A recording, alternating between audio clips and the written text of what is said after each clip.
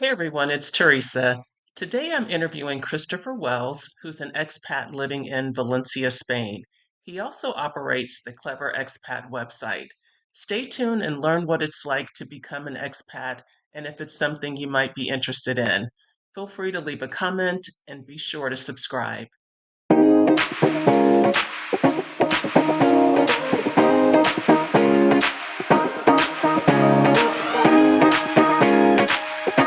Christopher Wells is an expat living in Valencia, Spain, with his husband Nathan. They made the decision for the lifestyle change in 2021, but Christopher had previously lived in Valencia from 2013 to 2015. He operates the website, The Clever Expat, and a monthly meetup called Future Expats on meetup.com. Christopher teaches science online to middle and high school students. I worked with Christopher a number of years ago, and we clicked immediately.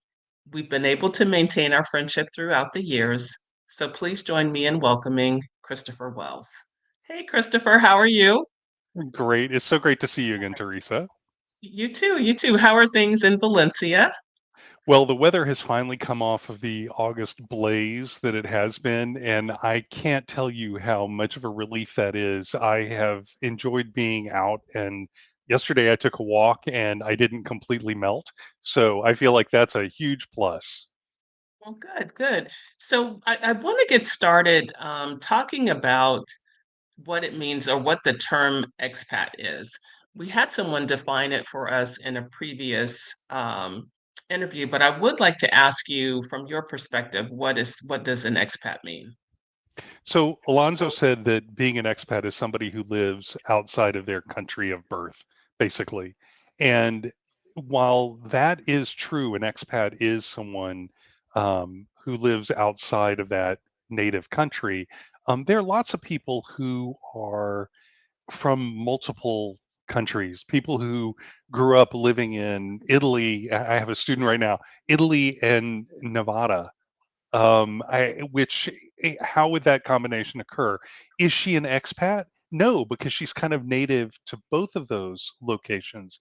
So for me, an expat is someone who is seeking an adventure away from Mhm. their current country.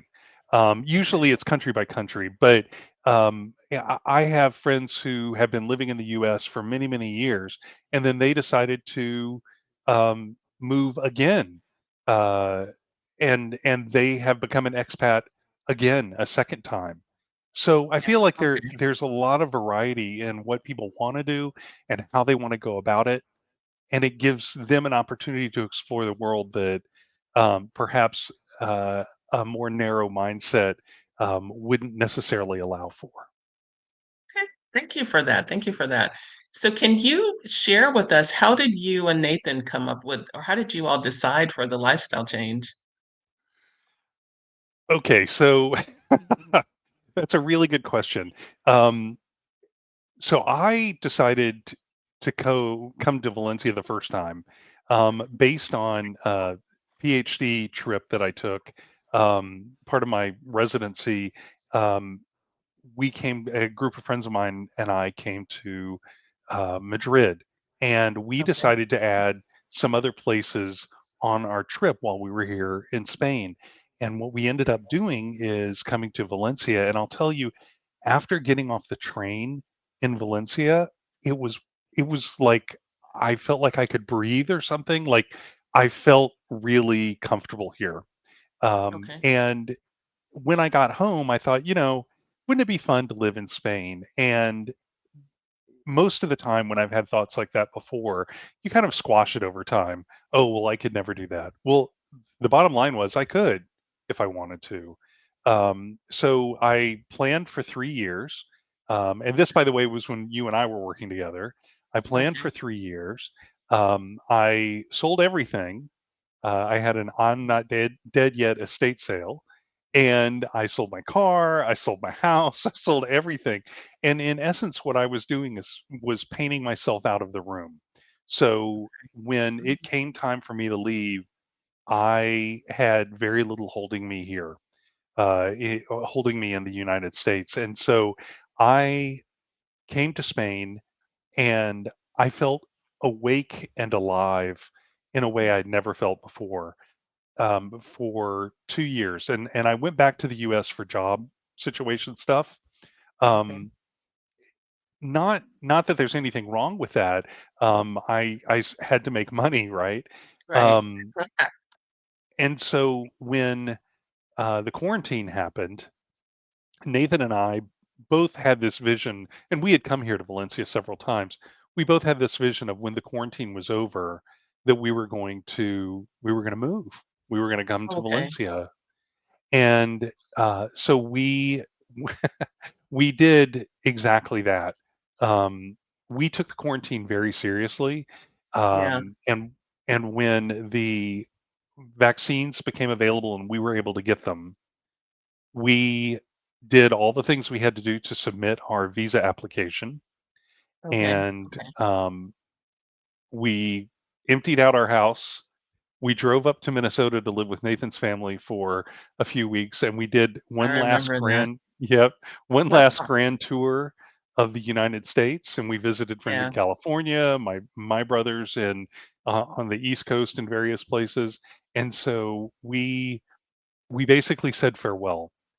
Yeah. And in 2021, we arrived here, Can I and ask a yeah, question about that?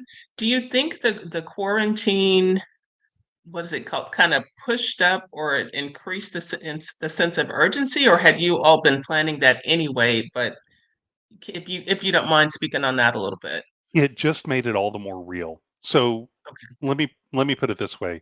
Um, when we went in quarantine, where we lived, I had a flat basically across the street from a brand new school, and the schools in our district were just enormous, Yes. and there was a parking lot around the school, and this was the only exercise we could get. We couldn't go to the gym, anything, and so we would walk the parking lot every day, morning, noon, and night, and walk and walk and walk and walk and walk.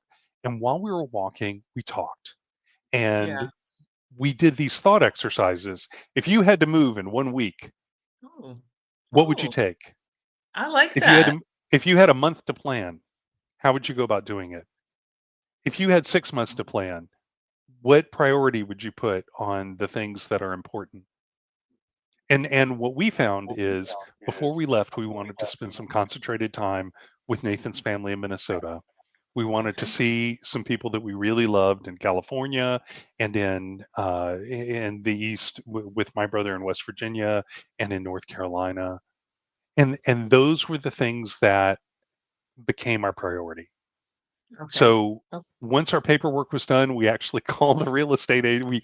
We called Nathan's parents first and said, "Hey, we have our visa approved." And then we called the real estate agent. We said, "Okay, pull the trigger."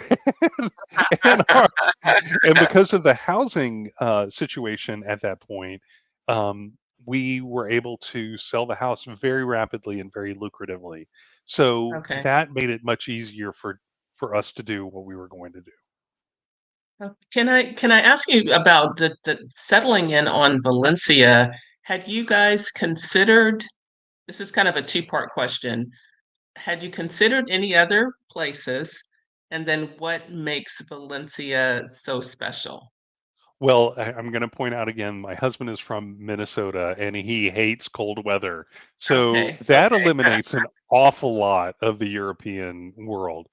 We okay. both have a background in Romance languages, so that was very important to us. We wanted to be able to communicate. I mean, like, you can send me somewhere like Greece, but it's going to be a really long time before I get a good hang of that. Neither of us had much of an interest to go further west than that, Mm-hmm, but or mm-hmm. I'm sorry, further east than that. But Spain, because we knew it, and Valencia is kind of like the perfect size currently, um, that it turned out like that kept being our big choice. Okay, Um, we if we went, we wanted to live in a city where there were services like a big city. We had been to Madrid. Madrid is overwhelming. It's a wonderful city. It is overwhelming. I have been to Barcelona. In fact, you and I have both been to Yes, Barcelona yes. together at the same time. And Barcelona is awesome as well, but it's a big city too. Yeah, And there's this edge to Barcelona that I'm not necessarily terribly fond of. So, all that being said, Valencia just kept ticking all the boxes. okay, okay. So you just a little bit on, how you all did the thought exercises, and if you only had a week, what would you take? Can you go a little bit deeper into the planning process that you all use, like to get from, point A where you're in a house, it's COVID, you're walking around the track, to point B where, man, I'm gonna assume you're on the plane flying to Valencia and like once we land in Valencia, that's it. We're living here now. Is that possible? Is Yeah, it possible or is that okay? I mean, you're asking. That's a really good question, and the funniest thing about that question is I had done this before when it was just me. So I kind of knew what the drill was and I knew how to do the project planning and I knew how to gear things up so that um, things got done on time. So that's the first thing, and I'll explain that in just a minute. The second thing is a disclaimer. I am way too aggressive, apparently. At one point, Nathan turned to me and he's like, "Could you stop taking stuff off the walls? Because it doesn't feel like we live here anymore." And I was like, "Oh, oops." He's like, "We still have 3 months here regardless." So all right, so first off, you had to look at what the visa requirements were for whatever kind of visa you want. There's a Okay. list of requirements, the paperwork that Mm. you have to get together. That paperwork can include medical paperwork, it can include financial paperwork, it can include insurance. You may have to buy insurance ahead of time. In some countries, you have to say, "I've already rented a place in this other in the country," Oh, and there are all these different requirements that go along with it. So, um, what what I had to deal with was some of those things said you can only get that paperwork 3 months before you submit for your visa. And you can only submit for your visa 3 months before your actual flight to the country. All right. So there's mhm. a, a 6 month run up. And so I I had this binder that had all the stuff in it for every single section of the visa. And we actually submitted those, one for Nathan, one for me. We submitted those binders, and that had all of our information in, it, and that was how I organized it.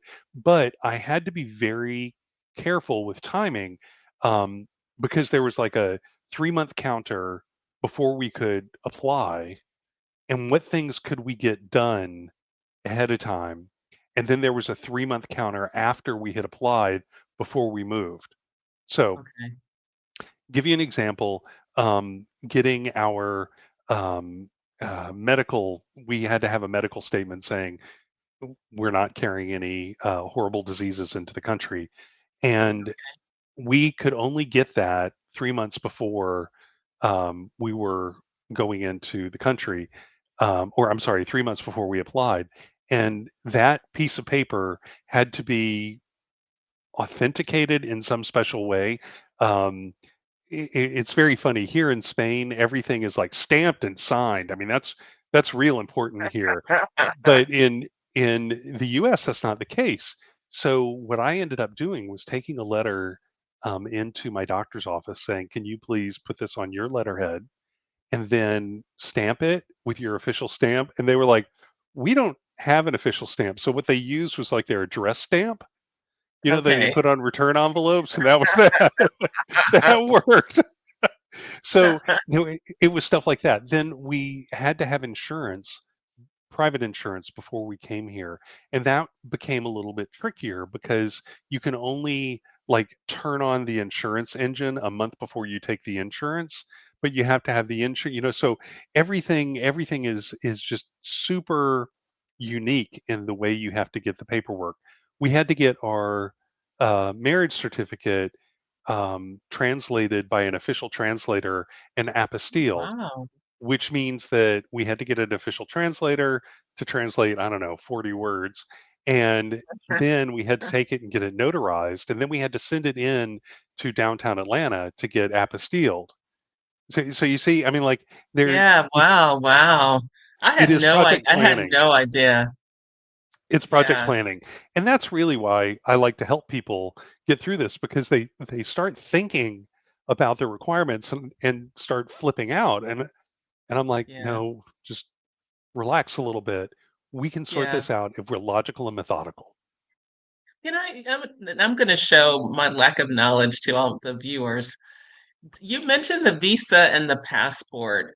What's the difference between the visa and the passport? Because before I started meeting people that were expats or digital nomads, I thought as long as you had a passport, you're like golden. But what does the visa do for you? So your passport is an official document of the United States government that gives you entry into certain countries for a certain amount of time. And Okay, it's not every country, but it allows you to go into that country for various purposes, usually tourism, usually to go somewhere and visit and spend your money and then leave. And that is a visa that is built in to your passport. If you go okay. to any of the Schengen visa countries, and that's almost all of Europe, then you can stay here for 3 months, 90 days without any additional paperwork. And you can do Okay. that up to twice a year. Okay. Okay. That's pretty So good. and That's pretty it, good. it is pretty good. There are other documents if you want to stay more time. So if you want to work in a country, you have to get a work visa. In our case, Okay. we have what's called a non-lucrative visa, which is a visa associated with the fact that we are not taking a Spanish job here in Mhm. Spain. We do not take money from the Spanish economy, Oh, and okay. so that's the non-lucrative visa. But there are things called family reunification visas and things called temporary transitory visas. I mean, it's a little Wow. ridiculous. There, the visa we're on is kind of a retirement visa that a lot of Okay. people who are like, okay, I've got a pension Mm-hmm. and I Mm-hmm. want to live in Spain or in Portugal or in France or in Mm-hmm. and if you can demonstrate that you have that income or that money put away, then you are eligible to get that visa. Oh, okay. Okay. And I'm sorry, I feel like I'm laboring, but this is like so interesting to me as a recent retiree who's going to be doing solo travel. Um, yeah, so are those visas kind of easier to get, or because they know that you're not relying on the country to take care of you, or is it about the same? The first visa that you get is a bit of a slog. I'm not going to Okay. lie about that. It is a lot more paperwork and you are stressing over the details. The second, the renewal of that visa is much easier. Okay. Because, for example, one of the things that you have to get is your criminal record. Criminal record must be 90 days or less before you apply, Okay. and Okay. it has to be, um, believe it has to be apostilled as well. But Okay. that's an FBI check. Maybe it needs to be translated. I can't remember right offhand. Okay. But it has to go through this. It does have to be translated. It has to go through this official officialization process Okay. before it can be accepted. And let me take a minute and explain what an apostille is. This I was is going to ask you s- this that. is super important, right? Okay. So you know what a notary is, right? Yes. When you get something notarized, what that says is one of our people, a notary public, one of our people has accepted that this document is valid in the state of in our case Okay. Georgia or Florida. Okay. Um, and what valid means is that you are who you say you are. I am who I say I am. And we are both signing this piece of paper saying You were here, you gave me this piece of paper, and I validated it. Okay. I was Okay. gonna ask you that, so thank you for explaining. It is much more complex than that, and I apologize to any notary public who is watching this, and let you know that that is the working definition that goes along with that. Now, an apostille is where the state agrees that this document is authentic, whatever that means, authentic in the United States. So, having our wedding certificate apostilled, having our Uh, FBI background checks apostilled, meant that anywhere in the United States has to accept this as an official document. okay, okay. That's good So to know. I didn't know. many major cities, it's done by the clerk of the court in every state, the clerk of the Supreme Court in every state, and it takes some time usually. Okay. This is not a thing that you can drive to the office and hand them your papers, and they're like, "Oh, okay, chunk and done." It's definitely not that. Yeah, But we we have uh, had to get documents apostilled and notarized multiple times, and this is okay. just kind of part of the process. Now, our renewal process was much easier, Okay, and okay. we actually are kind of looking forward to our next renewal because we've learned so much about renewing a non-lucrative visa once that having Mhm. it done twice is going to be even smoother. So I wanna go back to Valencia because I'm excited to hear about it. So now that you've been there, it sounds like it was it 3 years now. I take it that you're still enjoying life there. Can you just share uh, some of the things that you've learned or enjoyed about moving from there? And I don't want to bash the US, but just some of the cultural differences or just some of the things that you've learned, about yourself as a result of kind of moving and settling in there. So I have multiple perspectives because I came here alone the first time, and Hmm. then I came back a second time. Both times, I very quickly developed a network of friends. Okay. Um, I actually dated a Spanish guy from here the first time I lived here, and so he basically toted me along to all kinds of Oh, activities, and that was super important and super welcoming for me. So here's what's different, in my opinion. Um, People here have what's called la vida en la calle, which means a life in the streets. What that means is people like being at home, but the real interaction, the important interaction in the world, happens when you're outside or with other mm, people. So there's this concept called sobremesa as well. And I can't tell you how many times um, I have been to a meal in the United States and you eat and you leave. An yeah, hour is pushing it. You know what I mean? yeah. But here, we'll have dinner with friends and we will finish coffee after dessert after a meal with a starter and the main and drinks and everything else, and we will sit there and talk for another hour and a half, 2 hours, Wow. and that's where life occurs, la vida en la calle. Yeah. And I find that remarkably refreshing, mainly because when I'm in that situation, I feel like I'm part of something. There is in the US, you can live next to people and you have no idea who they are. For years, you have no idea who they are. And we've experienced that, right? But here, I know a lot of the people in our building, and I know that they think that we're the crazy Americans on the seventh floor, and that's okay. Be- because they afford us the same recognition that they would Yeah. give any of their friends. Yeah. Um,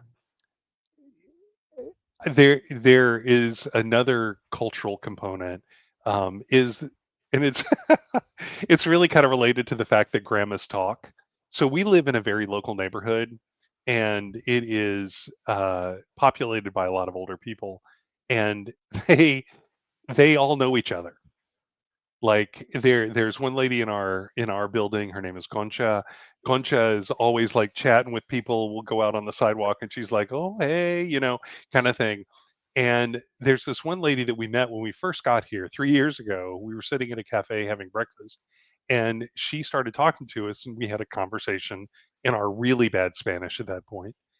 Yeah. And we she lives in the neighborhood, so we see her all the time. Well, the other day we were having breakfast at a completely different place, and she came and plopped herself down, had a coffee, chatted with us, and that's introduced us to the lady at the table next to us. I you know, Yeah. I where would that happen in the US? Yeah. Yeah, Yeah. it's just a completely different mindset. And if that answers your question, um, another thing is that people build up here. So in the US, we're all about the individual home. Here, even in the middle of nowhere, when people decide that they're going to live there, they build apartments on top of one Okay. another, because there's safety in numbers, there's community in numbers. Yeah, there are Hmm. individual homes, don't get me wrong, but those are those are different than what a lot of people have, especially in cities. Yeah, I was going to ask when you said that you were on the seventh floor. I had jotted down the note. I was going to ask you how do you like that? Because like you said, assuming here everyone either has maybe two levels or a basement, but there's not much up. So being on the seventh floor, I was going to call that high rise. I don't know if that's considered to me anything above the second floor, but I'm starting, my last couple trips I stayed on higher floors and I find that I kind of like it. So how do you like it? Well, we were really lucky that we found this place because there's nobody who lives above us. And that was what we were going for. We, at the time, had the luxury of the money and to say, we want to rent a place and we're renting. We want to Hmm. rent a place that is as quiet as possible because where we lived in the US, we had somebody living above us. And so we just wanted to change that.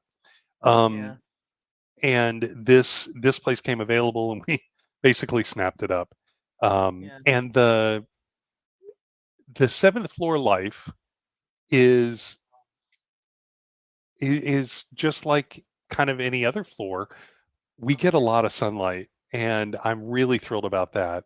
And I know you can't see it, but right next to me there's a big window door. So if I open up the okay, blinds and open up the curtains, I can, and so that's really common. The amount of sunlight that you get here is completely to the max. yeah, Um, and I need that personally. hmm, Nathan doesn't like cold weather. The cold weather here is pretty minimal, okay, and it's okay, moderated by the Mediterranean. So it doesn't freeze really. It gets down to the yeah. 40s. Ooh. And Mm. Nathan is completely miserable. And then in a month it's gone. Wow, wow. That sounds great. And at some point I'm going to be trying to come out there to visit. I don't know when, but 2025, 2026, don't be surprised. So, If uh, we don't record a follow-up discussion between you and me together, then that's on yeah. us. Oh yeah, we definitely will. We definitely will. So let me ask you, can you tell us a little bit about the Clever Expat website? Like what it is, what it's all about, what were you going for what made you decide to even create it? So I realized early on that more and more people want to live overseas. And I wanted to provide good, honest input to their process. And what I have done on the Clever Expat is, and I'm changing it around a little bit right now, but I want to offer training opportunities, like discussions like this, but I want to Mm-hmm. offer training opportunities and counseling and coaching as well as things like blog resources. So on thecleverexpat.com, there's a book list of things that you can read to prepare yourself for a move. There is a set of courses that you can sign up for and take. There are all kinds of other resources in the blogs by a lot of different topics. And the idea there is that I want to give people information so that when they make their move, they can make it much smarter, and eliminate some of the pitfalls that I've been through. So, and I just thought of this also because for my personal case, I don't necessarily plan on moving to another country, but I do want to, I think it's called slow traveling to different countries where I'll keep Georgia as my base, but I do want to go to other countries for like 1 to 3 months and live there, and then I'd come back to Georgia. So would the resources that you have on your website, would that kinda be helpful for me to spend some time, you know what I mean? Just to kinda Oh, understand how yeah, things work. Okay, absolutely. Things like cost of living abroad. If you want to slow travel, which is a style of expat life, if you want to slow okay, travel, then there are lots of things you should know. How much is it going to cost if I'm going to live there for 3 months? Do I need a car? Do I need, a bus ticket? Wait, do they have a bus system? All of those things are things that I kind of touch on in my okay, post there. Um, okay, there are so many decisions that have to go along with staying at a different country longer than a week or two, longer than in a mhm. hotel. And though that's what the focus of my writing has been on that. Okay. Where it's almost like where you're not viewing it as a vacation. You're viewing it as, I wanna try to experience what it would be like, maybe a teaser or a sampler to live here for, Yeah, as absolutely. a And a local. sampler, a sampler in many countries is a real eye opener. And Mhm. one of the things that a, a colleague of mine and I really recommend is doing a kind of an exploration trip that Okay. is a Okay. 1 to 3 month adventure in an area Mhm. and being Mhm. able to learn enough about that area to make a qualified decision about whether you want to spend more time there. Okay. Okay.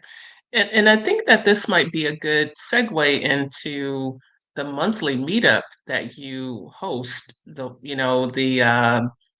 Future future expats. expats. Yeah, so can you tell us a little bit about that and include if someone is interested in participating or, how would they join or attend? So a long time ago, and we're talking like 2019, maybe, I don't know.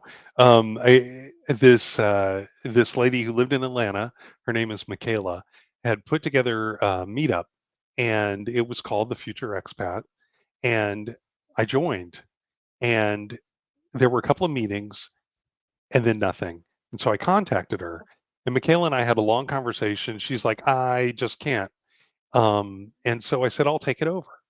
And it has grown to over Okay. 1,400 members all Wow. over, oddly enough, all over the world. But it's on meetup.com. And Okay. meetup.com is a great way to meet people in many, many, many, many, many cities around the world. And so if even if you're looking for new friends in an area, Mhm. meetup.com is a way to do that. And it's just people who are connecting based on a shared interest. Okay. So when when the pandemic came along, I I couldn't meet with these people in person anymore. And so I took it online. And all of our meetups are held online now, Oh. now that I'm in the European neck of the woods. And so, there are meetups online, and it costs 550 to join one of the meetups. And the idea behind that is that helps me defray the cost of video conferencing system, Mhm. and that's just the I'm not making any money. Yes, That is just a way to defray my costs a little bit. But we have great conversations, and yeah, along with the conversation, because I'll organize all the topics and everything. You also get some seriously dense handouts that allow you to continue the thought process to learn after the meetup itself. okay, and that's $5.50 for anyone who might be Yeah, five wondering. US and 50 Of cents. Yeah. US dollars. You So you let can me always throw in $10 or $20, and I've had some Yes, very generous people do that, but it's 5.50. That's what I'm going with. yes. So I wanna touch on, how you work, remotely because I noticed as I've retired and I've had to shift my mindset from, sitting in meetings all day, I'm sure you remember how we do. I I had to kind of wrap my brain around being okay with only working 3 hours a day or 4 hours a day, that didn't mean that I was a slacker. Have you had to have you done any adjustments like that since you've kind of Yes. Yeah. Oh, yes. So for the first 2 years here, I was basically semi-retired. Um, my job was limited to 2 office hours a day, and during those 2 office hours I could get all my work done. There was no problem with that. However, um, a year ago they opened up some full-time positions, and I was able to get one of those, and so now I'm teaching full-time, and that full-time means for me that when I get up in the morning I do some work, and then I go to the gym, and we come back, and I maybe do some more work. I have lunch, and then take a nap. I'm sorry, Yeah. siesta, and then get get back online and get back to work. And that works for me. So I split my day in various ways depending on what kind of um, things I have to do during the day, whether it's a social engagement or a doctor's appointment or a haircut or whatever. That's all very flexible for me. And I'm Mhm, very lucky to have a job that allows me to do that. I don't have to be strapped here to my chair for 8 hours a mhm. day, um, all alone in order Yeah, to get my job done. I also have to say that I've got some phenomenal colleagues, and we have a great time together, and that yeah, makes a lot of what we do even easier. yeah. I think that the notion of being able to create your day the way that it works best for you, like you said, if you're a gym person or if you like to work out, it's like I can do 2 hours in the morning, then I can go take care of myself, then I love the idea of running your life that way, you know? I Well, and hope that we're moving in that direction. I just started a new paper organizer, and you can see all the blocks Oh, of how I'm organizing, and that has made me very happy to be able to do that. I wasn't okay. ready to do it before now, but being organized in my own work allows me to feel confident that I'm doing the right job and helping the kids the way I want to. Okay. Can you talk a little bit about the role that technology plays in not just your work, but just your work, your projects, your just everything? How does technology play into that for you? Well, I have two computers, one that was given to me by my school and another that is mine personally, and I keep the two of them very separate. They Okay. are two completely different types of operating systems, and that is on purpose. Hmm. Um, and yes, I can access everything I need to on my personal computer for work, but I just keep them separate. I do not have my work stuff on my personal phone, Okay. and that is a separation that I decided I was going to make as an adult human being at my phase in life, because this I started out as a classroom teacher way long ago, and I've done all kinds of stuff, and now I'm kind of back in the tail end, and Yeah. I'm really loving this. Yeah. I know this subject. Middle school science is what I'm teaching right now. I know this subject. I could teach it in my sleep, and I love it. And yeah, I can always explore more. Technology enables all of that. So one of the things that I do personally is I record myself teaching every lesson, so Okay. kids have that available to them as they're going through the course. I meet with my colleagues very frequently online, and we'll just get together for a quick chat, and that's very rewarding. When I was just a part-time teacher before, I didn't have any of that, and I really kind of felt like I was out here on my own. But then I just had to be here during my office hours. Didn't really matter what else I did. Okay. But now I have a different responsibility. And so while I wouldn't say that I'm semi-retired, I don't feel like this is a 9 to 5 grind job. Yeah, that's great. See, so I thought of something else, and I wanted to ask you if you had to. I remember how I was like 2 years ago when I knew I was going to retire soon, and it was just like trying to hold on and be patient.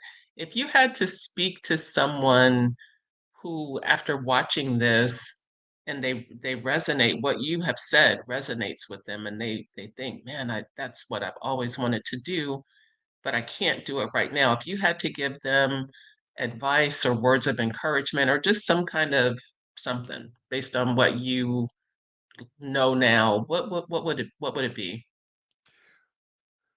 That's a good question. Uh, what I would say, because I had 3 years between when I decided to move to Spain the first time before quitting my job and actually moving to Spain. 3 years. And during that 3 years, I went through all of the things that held me to where I lived at the time: family, friends, possessions, all of that. And I had the time, the luxury of time to bid farewell to all of them. And I had a box of things, and I mean like a 4 by 4 by 4 box of stuff that I shipped to the US, or I'm sorry, that I shipped to Spain. And so I had a few creature comforts from Spain or from the US. Sorry, I'm Right? biffing this No, horribly. it's okay. It's okay. When I shipped that box, I shipped creature comforts from the US to me in Spain. And that that gave me just enough of what it's like to be at home to feel very Okay. comfortable here. This is an adventure, and I say any adventure is about 50% sheer excitement and 50% sheer terror. Not not knowing is its own kind of gift. Not knowing Yeah. how to ask for that, not knowing where the hell the peanut butter is in the grocery store, not knowing how to buy a ticket for the train. Those are all things that every time you figure stuff out, you become more. Yeah. And you know what, Christopher, I just thought about I'm going to ask this Spanish. If you could just touch a little bit on the role that either having to learn Spanish or already knowing Spanish, what role did that play? Well, when I moved here the first time, conveniently, the only other language that I spoke was French. So I can't say that my French skills are very good, and I have been to France as the only person who spoke any French with a group of Spaniards, and that was weird. I'll tell you that much, because they kept asking me to translate, and I would have to go from Spanish to English, English to French, French to English, English to Spanish in my head, and boy, that was exhausting. Anyway, Spanish. So when I decided that 3 years, when I decided I was going to move here, I enrolled in something called fluenz.com. It's like the word fluent, but fluenz.com. And They have these outstanding learning tools that allow you to learn a language through conversations. And you have a short conversation, and then somebody comes on in English and explains the conversation word for word. And then Oh, you do what we call in education drill and kill. And it is a great way to embed super basic vocabulary into your brain, and it really made a big difference. Was I happy with my Spanish when I came back the second time? Short answer to that is no, but my Spanish is much better now. Um, I mean, it's been 3 years, but yeah. it, I'm I'm not one of those people who has to wait until I understand perfectly how to say something Mhm. before I speak, and I will caveman my way through that conversation, and I will make all kinds of stupid mistakes in that conversation. And you know what? That's okay. I Yeah. lived. I lived. Yeah. Yeah. Yeah. So And people are let me so okay. frightened about that, and it's just it Yeah. will come. Yeah. As one of those peoples, I understand because I'm always beating myself up about you didn't say this, and I'm learning. I'm getting better. I've been taking Spanish off and on for a few years, and when I get around, a native speaker, I totally freeze up. But I'm getting better. So I wanted to ask you, and we're gonna kind of close this out, but I wanted to ask you if there's something that I didn't ask that you think would be helpful to share or for the viewers to know. Living as an expat, embracing that adventure is more about figuring out who you are than it is about living in another place. You have the ability to do this. You may not feel like you have the ability to do this, but you do. If this is your motivation, then you can figure it out. I think a lot of people are stuck in the mindset that being an expat means that they have to upend their entire life and live somewhere else for years at a time. And that, unfortunately, is a lie. You don't. You can live for 2 months in a place. Like I said, the Schengen visa in your passport allows you to live in France for 3 months if you want. It allows you to live in other places for 3 months if you want, with no additional paperwork. But if you want to live abroad, Mhm. then the only person that might be holding you back is you. Yeah. People take 1 month vacations. They really do. People take 1 year vacations. They really do. And anything in between those two, it's okay. Yeah. Yeah. I really I love working with future expats because they are optimistic, and there are so many opportunities for them to live this life that they've always dreamed about. I have a friend who wants to live in Germany. I'm like, "Have you had the pretzels in Germany?" She's like, "Oh my God, they are unbelievable." And here in Spain, have you had the melon here? Oh my God, it's insane. I mean, like things like that that you don't realize what you've been missing, Yeah. and the only way to figure that out is to actually be here and miss the things from the US, but embrace the things in another country. Yeah. Yeah. Thank you for that. Thank you for that. So I'm going to go on and just kind of close it out. It's a pleasure. It's always a pleasure talking to you. And I've got a feeling this is probably going to be the first of a few conversations. So thank you.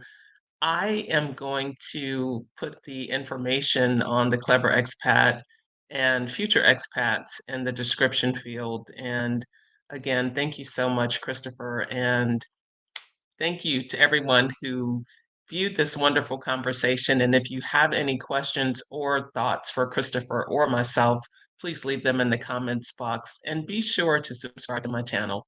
Thank you for watching. Take care, everybody.